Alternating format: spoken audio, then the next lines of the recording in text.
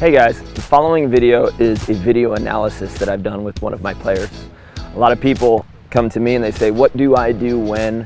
How do I know when to? Where is my decision making happening on the court? And even more importantly, a lot of people don't know that they're making the wrong decisions. You don't know what you're doing wrong with your game until you sit down with a coach and they can show you in your match where you could have gone right, what you could have done better. Our video analysis session is designed to do just that. I sit down with a player and I go through 45 minutes of tape with them and we look at their game film, their technique, and what decisions they're making in a game. Make sure that you go ahead and you subscribe if you want to see more of these, and if you want your own video analysis, go ahead and shoot me an email. We could work together and break down your game so that you can get some W's.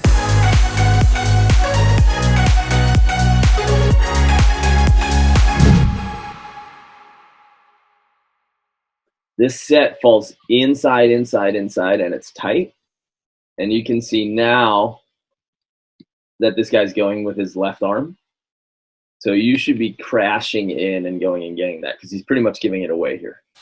Right. So Mark, there's times as a blocker when I'm just expected to take away area of the court, right? And there's other times when I'm expected to get into the ball and stop it at all costs. And this is one of those times, right? It looks to me like this is one of those times. I can't really tell how tight this set is, but it seems looks like it's almost on top of the net to me. Yeah, seems tight enough. Yeah. So the general rule that we want to follow is we're man to man until the set falls 3 feet away from the net. So at 6 inches, you're man to man, like you're going and grabbing the ball. At 12 inches, you can swallow most balls. At 18 inches, you should be totally, basically surrounding the ball with your hands, right? And then as we work further and further away from the net, as the set falls further and further away from the net, that's when you really start getting more positional. Like, okay, I don't take the entire ball. Now I need to start thinking about what is my right hand taking up behind me? What's my left hand taking up behind me? So this ball looks like, since he's falling inside and going with his non-dominant, like his right shoulder's already beat you at this point. So he's coming in at an angle. See, his right shoulder's past you. So right now he's got you beat. Even if you're blocking line, you need to be taking some of the cross, which means that your inside hand is going to take up the seam, and your right hand against teams like this is going to take it, I would say, up to the corner, maybe up to 3/4, right? If he were to hit right now, he has all of this and that. So you've taken up only maybe a third, but you can see that he's got all of this and then that, which means that if your defender's defending cross, he has a lot to deal with. So your inside hand, as we watch this, your inside hand is going to have to take the seam. You have to take the middle, and sometimes more than the middle.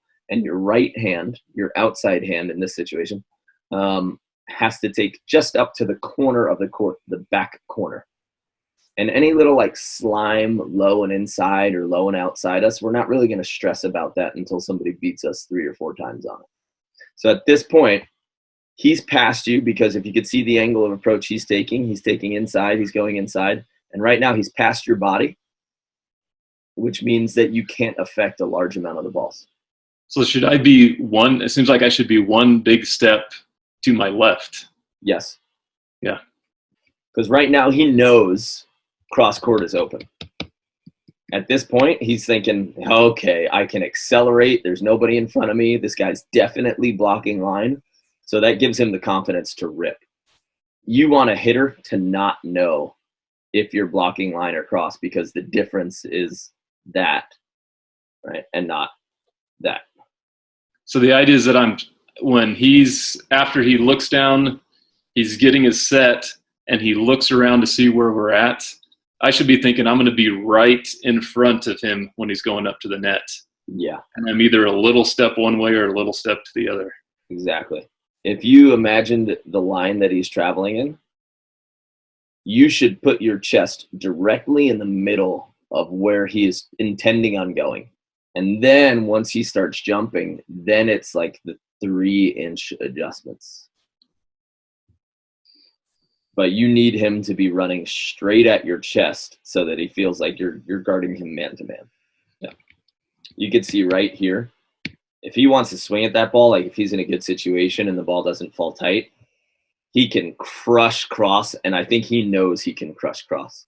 And you don't want a hitter knowing that cross is wide open, because that's what we usually want to hit, right? Anytime we're thinking about like bouncing and hitting lines and warming up, detonating cross, and it's a good feeling when there's an open net. And right now, since he's past you, he's thinking there is a wide open space in the cross, so he's got liberty to take your defender's head off. So there always should be a doubt in the hitter's mind of like, I'm not hitting 100% because I'm not sure where my blocker is right now. 100, yes. I'm taking some off. Exactly. This is a pretty good position. Okay, as a blocker, right now you're pretty close to in the line of approach. All right. Your right hand is taking up to this corner. That's pretty good. And your left hand is probably taking up to middle. If you're in a line block, your right hand takes up to the corner of the court, and your left hand is taking the seam or the deep middle hit. Right? That gives your defender an opportunity to relax. So I think you're in a pretty good position here. Nice. That was a great blocking position. Okay. Got in his way pretty early. Right? He's coming at you right now. Stayed home here. Right hand should stay on that line. It reaches in a tiny bit. You know, if I'm like giving you world tour detail, I'm saying, whoa, where's that right arm going? Because it's reaching slightly in, right? You would want to just be stable and hold, and then once he hits it, then you can move your hands. Okay. Oh, maybe you did that, actually. Yeah, I think you actually did that. This is a great block. Middle serve, not going to read. Good, you're in the middle of the court. Watching the setter. Is he attacking? No, now you're shifting. Good.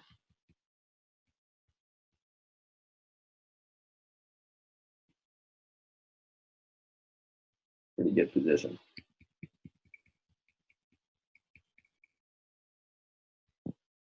Nice. Good positioning. I never saw your eyes go to the hitter, though. That's the only critique that I have here. So I'm going to the hitter because I want to see the angle of the ball that he's hitting, his approach, the angle of his approach, and where his arm swings are going to go. Yeah. And if he's slowing down, if he's slowing down or accelerating, if he's accelerating, there's a chance that he might be early, but there's also a chance that he's going to pound it. So there's two type things. If he's coming in super slow, usually you can pull a late peel on him and get a dig because he's not going to get up very high. You want to give him a quick glance here just to make sure you're in the right position, right? You're looking at the ball the whole time, the ball the whole time, the ball the whole time. You should be giving him a quick look just to make sure you know where he is and where he's about to go. Okay. And we'll have to fix this jumping arm position. We're going to jump from here with your elbows slightly in and your hands by your face, and that's when you're going to peek, and then you're going to press out. Right now you're starting here from this high position, and I saw it on the last couple blocks, so this isn't, I'm not just making this up here, right? So from there, right now your arms aren't giving you any lift. They're not going to give you much lift from here, but jumping with your hands above, for sure it's going to limit your vertical. Okay. Right.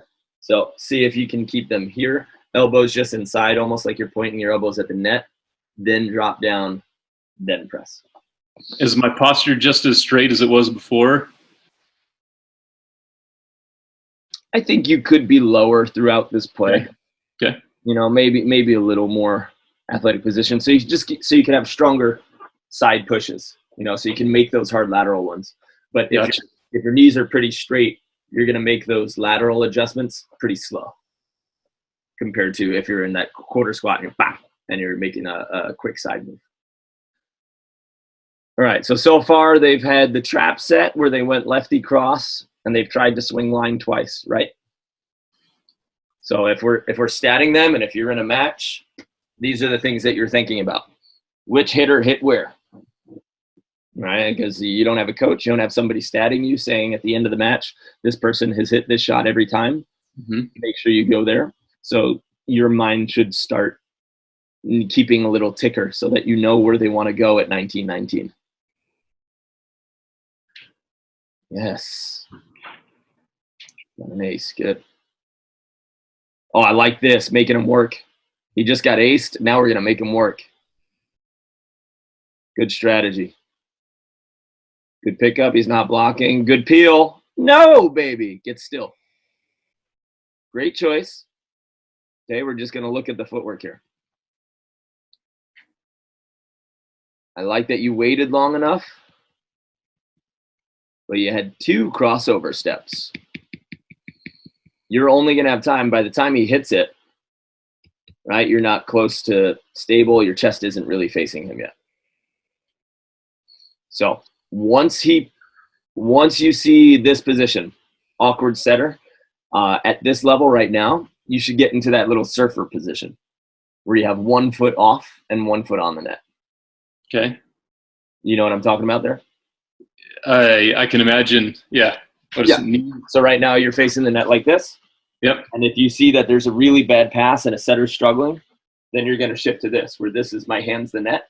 Okay. You're going to be here. Because from that position, then it's crossover, plant. So right here, okay, you open up enough. This is a good open step. Great crossover step.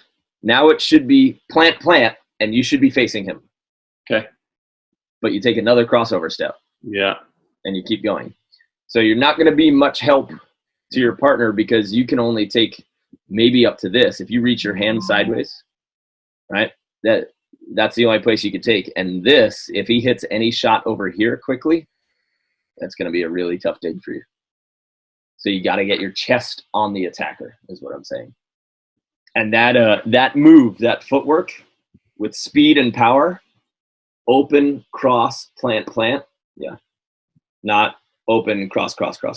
If this drill video or any of my other videos are helping you out and you want to go a little bit deeper into beach volleyball, you can subscribe and you'll get 3 full practice plans in your inbox every week. So if you're somebody who's going for some hardcore training, or you're a coach and you need some training ideas, or you're just looking for some drills to do on your own to get better, go ahead and subscribe to that plan.